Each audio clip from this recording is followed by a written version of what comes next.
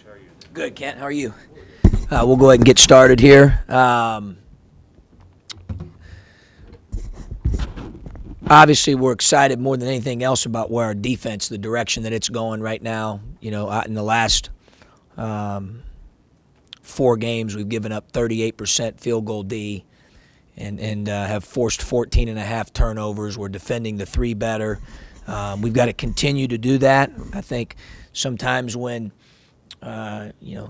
things are going favorably for you, you can forget the dance partner that brought you to the dance, and that's clearly our defense. When we defend, we're a much better team. Our guys have done a great job of focusing on game plans, executing those, taking things away.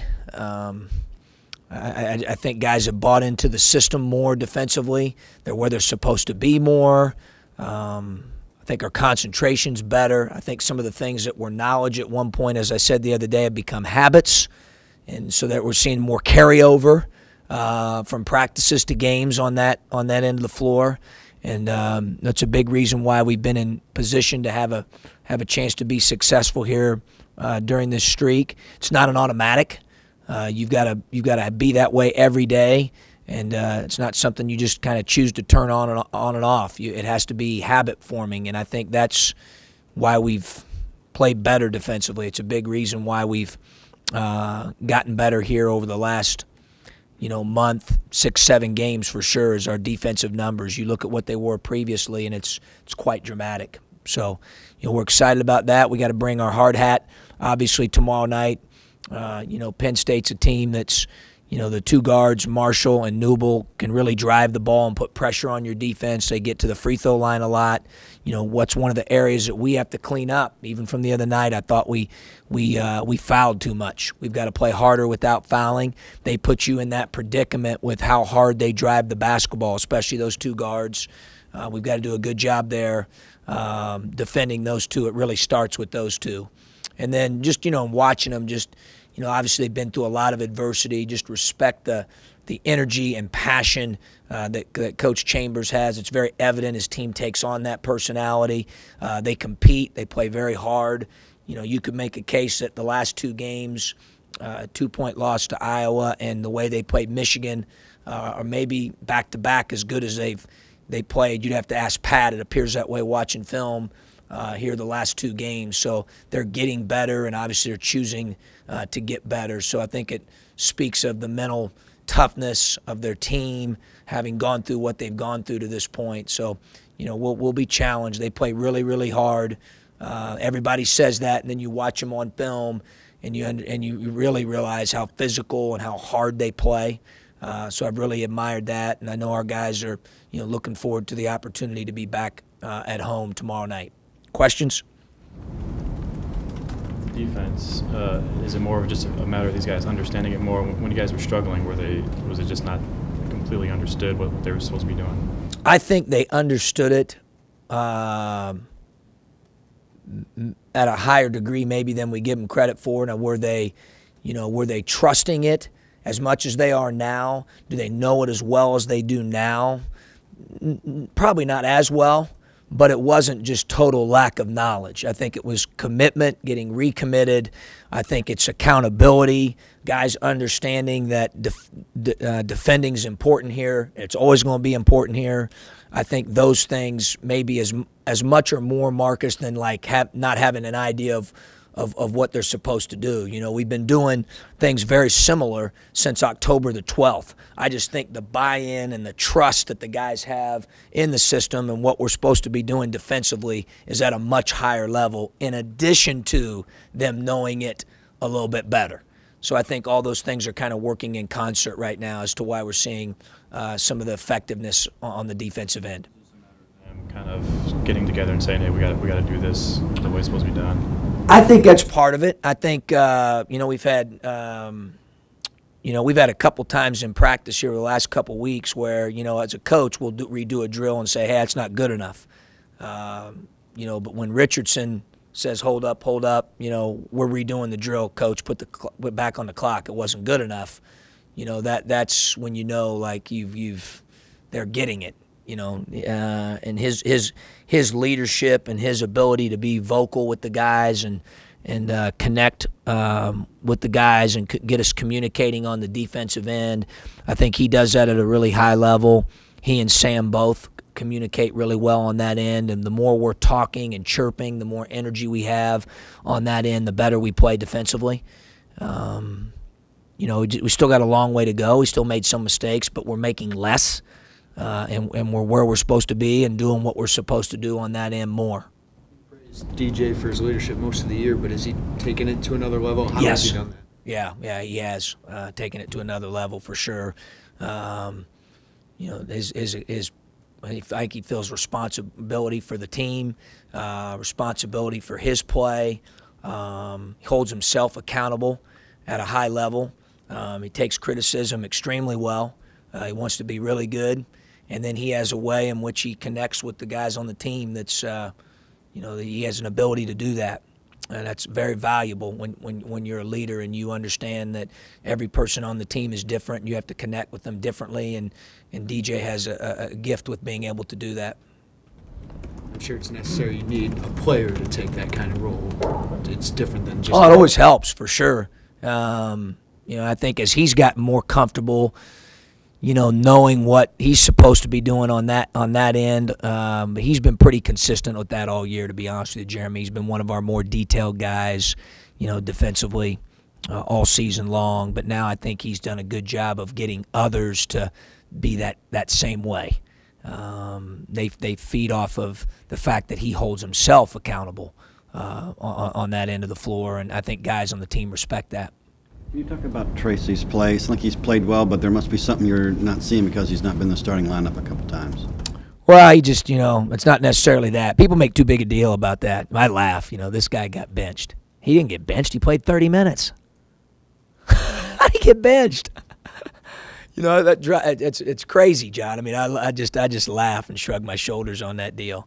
We've got an accountability system set up defensively right now, and the last two games, back to back, all four of those guys have graded out what would be a B as in boy or higher. We haven't had that happen all year. It's been unbelievable. So guy gets a B on the grade out, and some guy graded out a little bit higher. So that's why that happened. It isn't that he hasn't played particularly well or I haven't seen what I need to see. It's more of a, hey, this is what we said we were going to do. We're going to be consistent with it, and we're going to do it. And I think the players, you have to ask them, but I think they respect that. I mean, they know it's not anything personal, and we need all those guys to play well, and I think he's played really well. I thought he was fantastic on Sunday. But the other guys are grading out higher too. It's a good problem to have. That's part of the reason why our defense is getting better. I think he's making guys better on the offensive end at the best he's done all year. He's been terrific at balancing, making other guys better and scoring and making better decisions and understanding how to play the position. And he's really taken off, and I'm really excited about his growth. What more would you like to see out of him, or what more would you like to see out of him? Just keep doing what he's been doing. I mean, see maybe a little bit more out of him? No, he graded out a B, and he was an A on Sunday. But the other three guys were A's too. One or two that have made a big jump on defense. All of them made a huge jump. Huge jump. We talk about the guards all the time because everybody wants to get into who's starting and who's not. The guy, and he laughs because he had a little bit higher ceiling on the defensive end than some of the other guys. Griffey, is darn near tripled. Double to triple right now. With the way he's rebounding the ball and the way he's been locked in and communicating, and he's playing much better. I think everybody's playing better on that end, and they've kind of recommitted themselves, I think, to that end and understand how important that end is. Is this the kind of more of the all-around game you were talking about earlier when you were talking about earlier you guys had to make shots to give yourself that comfort zone? Do you feel like you're a better all-around I think game? it's right now the stretch is the best we've defended all year. Now we've got to continue to build on it and foul a little bit less, make less mistakes moving forward, continue to have the right focus at that end. There's a difference between I tell them all the time, between playing defense and having a commitment to getting stops. That's different. And I think we've been the latter more the last few games than we have in any part during the season. What is the difference between those two? Well, I mean, you play defense, you can play defense. You're more committed to getting stops. It hurts you. I want to coach guys when they get scored on, they're ticked off. And I think that those guys are starting to develop that mindset more, John. John, that stretch Sunday night against Northwestern where you kept them scoreless for a good early portion of the second half, was that, based just on your defensive strategies and how you guys have matured? Well, I think it's a little bit of both. They missed some shots. They did. They had some. They had a few. A lot of them were challenged and contested. We wanted to challenge shots at a really high level. Thought we did that. We did make a couple adjustments from game 1 to game 2 that I thought helped. We made it more difficult for them to get clean looks, but they did get some, and they missed some. We had some, and missed some. As John alluded to there, we were .87 on offense, which is okay. It's okay. And we were 6 for whatever we were from 3 and 20, 30%. It's all right. Shot, what were we, 8 for 15 from the free throw line? We shot okay. But we can shoot better. We didn't make some either that were open. So sometimes that happens in ball. It's just kind of the way it is. But I did think we did a better job in game 2 of making them harder. Which obviously that's what we wanted to do. We knew they were going to shoot threes, and they were going to make some. And our whole deal was we didn't want to panic and just kind of stay the course. And that's what they do, and they're good at it. So I thought for the most part that we really battled and tried to fight and make sure that they didn't get a lot of clean looks, or as many as they did in game 1. These guys have been pretty mature in their approach, especially here of late. But do you have to, even with a team coming in 0-13, do you have to say, hey, look, can't overlook anybody? Well, we talk about maturity all the time, regardless of opponent. This time of year in February, you've got to talk more about in my opinion, what's our standard, how we play, how we evaluate ourselves, regardless of who we play. I think that's important. We've been able to, do that fairly well here and consistently over the last, couple weeks, 2-3 weeks, and we got to continue to do that, heading into tomorrow night. Every day we're trying to get a little bit better. Every game our approach has been the same way. We prepare the same way. We show the same amount of film. We just got to do what we do at a high level, and we got to do that consistently. That's what we're looking for. The aggressive guards play, both your guards and the opponent's guards. I noticed Mark Attulio went down 3 times on Sunday, didn't get a call. Reggie Hearn was sort of like in the middle of the lane begging Lamont Simpson for a call, didn't get it. When you're scouting Big Ten teams, do you also take account of how the refereeing is going? Does that account for some of your strategy? You have to adjust based on the game. Rob, I think some games are called differently than others. Coaches just want them consistent throughout the course of the game. We've got the best of the best. We got unbelievable officials in our league. So, I don't think that's, you got to, as a game's being played, you may have to make an adjustment. But, that's part of it. That's part of it. I think that's more of a instinct deal while the game's being played as to how, where you're at and with all that, how the game's being officiated, that's more of an instinct thing and dependent on each game individually. As you move forward, some of the improvements that you've talked about and whether they're defensive improvements or DJ becoming more of a leader or whatever, I assume some of them are a little bit unique to the first year under your system. Everybody's learning together. You've made the point that everybody's kind of a freshman in that regard. As you get to next year and the year after, and you have players like, let's say, Nana and Tracy who have done it for a couple of years and understand that as it becomes a culture, Does it change a little bit? Do your expectations change? Does it become? Do you have more policemen among the players from the very first day of practice? No question. Understand that they understand. It makes a huge difference. You know, that's guys understand terminology. They know what you expect of them. They know how we, you know, what we do at shoot around, how we practice, how we do film. You know, how we teach our defense, you know, what the cornerstones of that are, what we're going to hold them accountable for. I think it's a huge difference, Mark. You could go on and on and on. You know, what we expect from them academically, you know, what we expect from them in all areas. You know, I think it's a big deal. Yeah, I agree with you. That's when you start to develop a program and a culture where you're right. The players can start teaching. You know, you got peer teaching going on.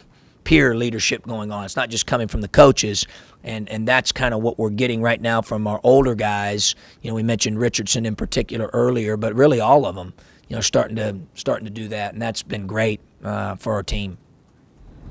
I think a lot of coaches, you know, talk about the first year and getting people to buy in. In terms of that, are you kind of pleasantly surprised that they've bought in at this point? We've got really good guys, so I don't know if I would be surprised. I mean, we've got, you know, really high character guys. I mean, I like our guys a lot, and I think our assistant coaches do a great job. We spend a lot of time with them. You know, I'm very fortunate in that a lot of the guys I have on staff have been with me before, or I've coached them, or I know them, so they know how we tick. So that's been helpful in the transition. But I don't want to say I'm like shocked or surprised. I think we've got great guys. I think we've got guys that want to be good. They want to do the right things. So I don't know if I'm surprised. I'm happy about that. Obviously, you want that. I think that I give them a lot of credit because they've had to show a lot of resiliency. They've been through a lot in their careers. They've been through a lot this season.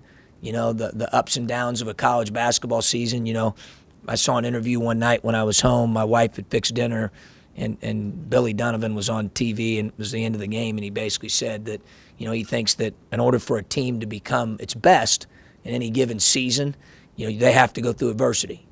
You know, we went through some adversity, and I think that's made us stronger and tougher as a group, maybe even more appreciative of one another and what we've been through together. So, you know, we learned a lot from that.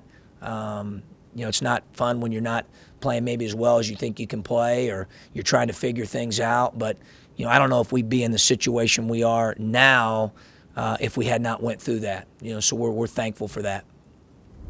Coach, you mentioned that Penn State has been playing better in their past few games. I mean, the reality is, though, that they don't have a Big Ten win. They haven't won since last year. Do you have any sort of experience against a team that's facing a team that's kind of been this snake-bitten? I'm sure I have. I'd have to think back. You see it all in 19 years. I mean, you see it all. I'd have to look and think back, but I'm sure we've been in situations like that before. But again, it's not about them. You know, that's what the guys got to understand. It's not. It's about us right now. You know, it's about our focus on doing what we're supposed to do at both ends of the floor, as I said with Marcus here earlier. I mean, period. You know, if you want to be consistent, you want to have a winner's mindset, then you bring it every time you play. You know, it's late in the year. We've had situations earlier in the year where I didn't think we were ready to go at the outset of games, and if we should have learned from that, and I think we have.